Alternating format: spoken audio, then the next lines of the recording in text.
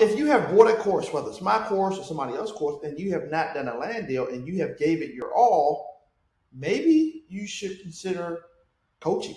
And like I say, again, everyone in life, runs into, pitfalls, runs into obstacles. And basically what a coach does is basically help you navigate, help you, kind of get through that obstacle and get results.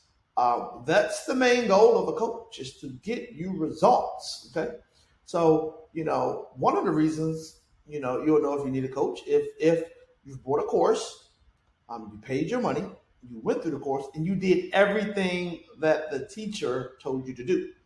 Now, this is where you have to be honest with yourself. This is where you have to be super, super honest with yourself and really ask yourself, did I do everything the teacher told me to do? If you didn't, I would advise you to go back through the course and do everything the teacher told you to do.